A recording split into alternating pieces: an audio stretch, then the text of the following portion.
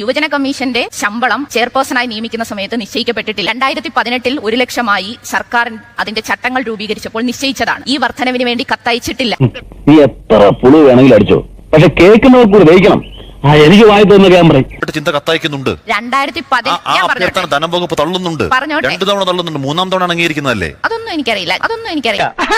അത് നീ വല്ല സ്കൂൾ മാഷ്മാരോട് പറഞ്ഞാൽ മതി, അവര് വിശ്വസിക്കും. പറയുന്ന കത്ത് ഏതാണ്? ഈ കാലഘട്ടത്തിലെ അവ്യക്തത പരിഹരിക്കണമെന്ന് പറഞ്ഞ് ഞാൻ അയച്ച കത്താണ്. അതിന്റെ ഏറ്റവും ഒടുവിലത്തെ വരി എന്താണ്? കുടിശ്ശിക തീർത്തരണമെന്നുള്ള മന്ത്രി സജി ചെറിയാൻ സഭയിൽ പറയുന്നത് ചിന്ത 2 ടേമിലായി 67.37 ലക്ഷം രൂപ ശമ്പളം വാങ്ങിയിട്ടുണ്ട്. ശിശുപാലൻ ചേട്ടാ, എനിക്കൊരു സോഡ വാങ്ങിച്ചോണ്ടോ?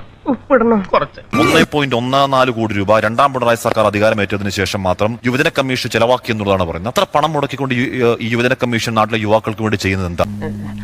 അങ്ങനെ ചോദിച്ചാ യുവജന കമ്മീഷൻ തൊഴിൽ മേളകൾ സംഘടിപ്പിക്കും. യുവത്വത്തിന് നിരവധിയായിട്ടുള്ള തൊഴിൽ ലഭിച്ചിട്ടുണ്ട്. നാട് വിട്ടു പോകുന്ന ഒരു സ്ഥലത്ത് അവരെ ഇവിടെ പിടിച്ചു നിർത്താൻ കമ്മീഷൻ കൊടുത്തൊരു ശുപാർശ, നടത്തിയ പഠനം, അതിനടിസ്ഥാനത്തിലുണ്ടായ പരിഹാരം എന്ന് പറയാൻ കഴിയും. അദാലത്ത് പറഞ്ഞ കാര്യം എന്താണെന്നേ?